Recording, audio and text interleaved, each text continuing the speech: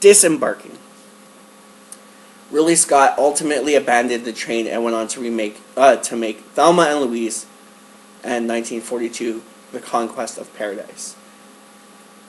Joel Silver continued in his attempts to get the train made.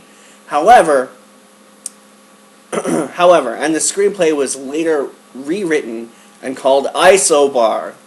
Roland Emmerich was now set to direct, with Sylvester Stallone, yes, Sylvester Stallone and Kim Basinger attached to it as stars. Can you imagine that? That would have been cool. Despite rewrites from Dean Devlin and Steven D'Souza, no one could quite nail down what the creature on the train should do or look like.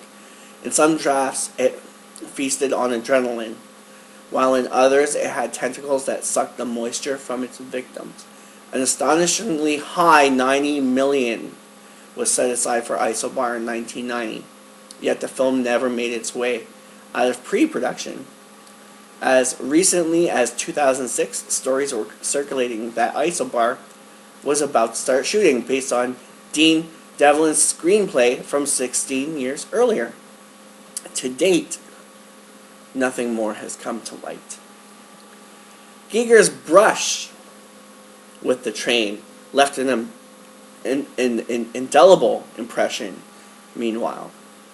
When he was hired to design the female humanoid alien hybrid in 1995 Species, he still had biomechanoid locomotives whirring about in the back of his mind.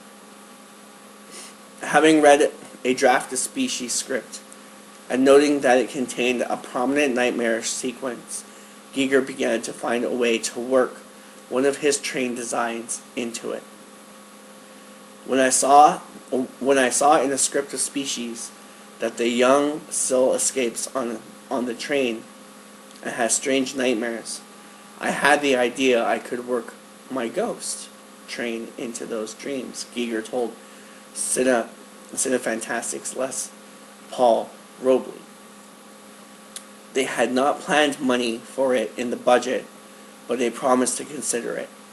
I was so fascinated that I started with train ideas right away. Mancuso said, "Be careful," but I told him I would do this train anyway. Giger worked long and hard on this nightmare scene, creating plan drawings of the train, an entire storyboard of what he planned as a 30-second sequence. The scene remains in Roger Donaldson's final finished film, albeit more briefly than Giger's envisions of it, where we see the young hybrid Syl, Michelle Williams, chased by a train formed from human skulls and bones. It's a surreal moment that gives a scant impression of rich detail present in artists' sketches and models. According to Cinefantastique, Giger sank $100,000 of his own money into making the 20-foot-long locomotive and its accompanying station. The idea of a biomechanoid train continued to obsess Giger even after his work on Species was well completed, which led him to construct a large-scale ghost train that ran through his kitchen and all the way around his back garden, much to the chagrin of his next-door neighbors. And goes on to say, Prometheus and beyond. Ridley Scott and H.R. Giger would meet up again briefly during the production of Prometheus in 2012. Giger's contribution to the film in terms of new design was relatively small, but his concepts from Alien still formed its foundation. Tellingly, the identity of the space jockey, the huge pilot from his exotic horseshoe spaceship, were the basis of its story. Giger is now 74 at this time. This is before he died. And rarely paints. He's unlikely to work on movies again, he says, because everybody wants him to bring his own ideas in and make his own style, so it's terrible. Of all the movies he's helped design, Alien is the one he worked on most obsessively. And the only one he's proud of. The equally demanding and keenly visual Ridley Scott, it seems, was the perfect foil for Giger's dark visions.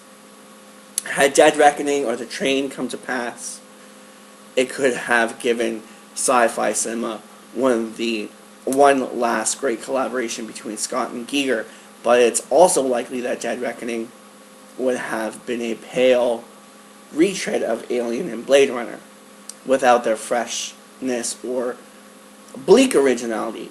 Alien represented a chance meeting between a great director and a great artist, as well as such talents as Ron Cobb, Sid Mead, and Gene Gerard. And the chances of such creative lightning striking twice were perhaps small. So Giger now owns an old castle in Gruyers, which he bought by selling some of his paintings. If he could afford it, he told Vice a few years ago, he'd like to have a train set running through his grounds. But it's too crazy, he said. It costs too much to make such a train and you could never pay it off. A quarter of the century on from aborted Dead Reckoning, and those biomechanoid locomotives are still rattling around in Giger's shadowy mind. So there you have it. I'm going to try to get my hands on this script. I'm going to try to find it for you. And, yeah, maybe we can review that. Because having a Stallone-esque Alien movie, oh, you know it would have went that way, too. You know, can you just imagine that? Alright, let's go to some of the comments on this piece. In the Shadows. The design of Alien is absolutely amazing, but I'll always remember Giger for the penis landscape controversy. Really too flat. I remember that painting. Old Trafford it was called. Tanya, just for old time's sakes. Dicks everywhere. With Woody and Buzz from Toy Story. Todd Endenbrow. I remember when I heard Giger was on board for Prometheus, I was like, yeah, wicked. And then again, and yet again, he was fucked off, or jerked off, and just some of his work used. The guy who designed the monster in Cloverfield got to do the alien stuff. Ooh, magic. Guest. It's scheduled for 2015. Isobar Speed. I can't read. This is, I think it's written in Russian. Taken from Movie Pilot. Film Action Abado 83. I didn't know Giger was involved with the creative process of Prometheus. I honestly thought it was all from Max Arthur, or Arthur Max. Just didn't feel entirely like Giger's work, especially big face and creature designs. It seemed like Ridley and Giger are very good friends. I like the photo of them reunited.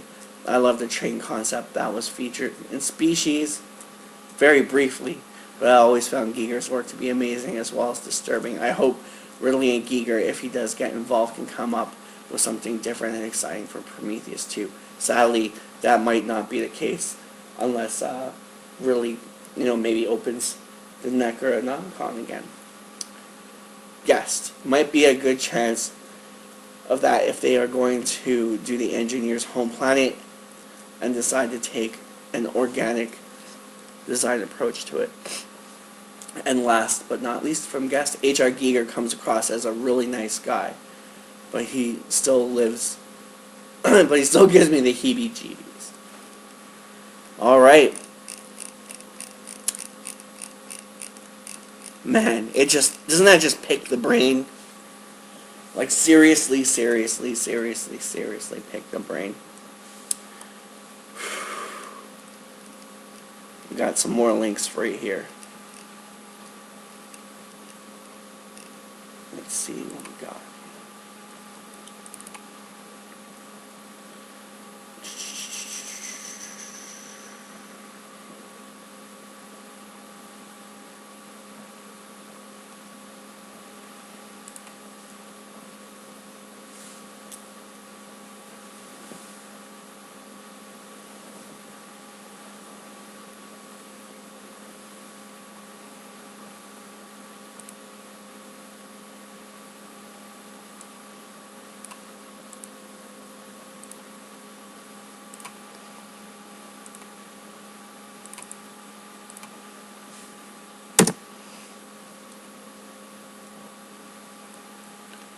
Now, when I try to look up this Sousa script, Isobar unproduced original SF sci-fi script, second draft 1990, it brings me to the Lewis Wayne Gallery, and I believe things are for sale over there. But it says, "Welcome to the Lewis Wayne Gallery of Art and Collectibles. We are also represent various consignors with electric assortment of items ranging from the very affordable to world-class treasures.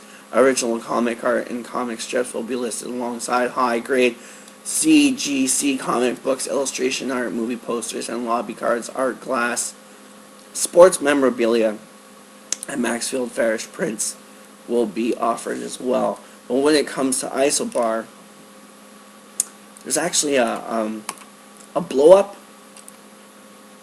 of the script page. The cover of the script, I should say. There's a blow-up of that on here. We'll just, hold on a second, I'll just go back and read here.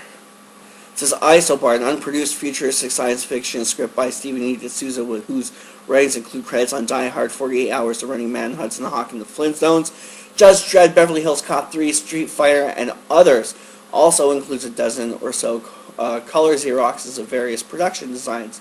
This is an original script for Isobar, Stephen E. D'Souza, second draft, 133 pages. It also says that this item has been sold, and to please contact Lewis at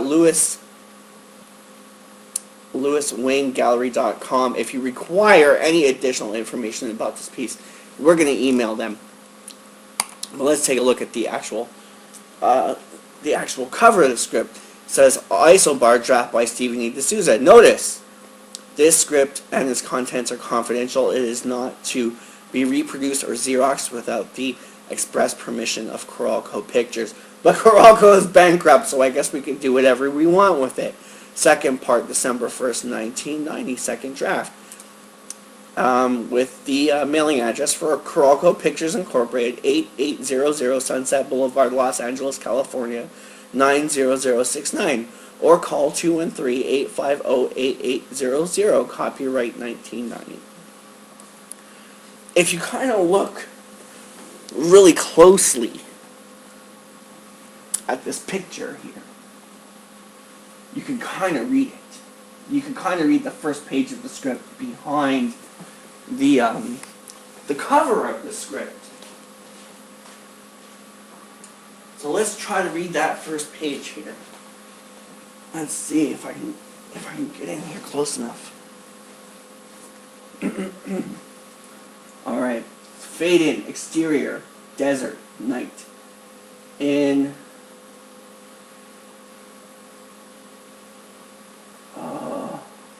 a beautiful, I can't read it. A beautiful Vegeta. Yeah, I can't read it. What I'll try to do is oh, wait a second. There we go. Maybe this will help a little bit more. A beautiful vista of downtown Los Angeles, which is revealed to be an old billboard when the camera begins to move.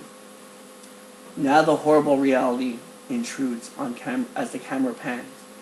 A strange desert where between rocks and yeah, I can't read that. That's too faint. That's too faint. We'll put it up there anyway. What I'll try to do is I'll try to maybe copy it out somehow, and after the live part of this show is over, maybe I'll try to throw it up there.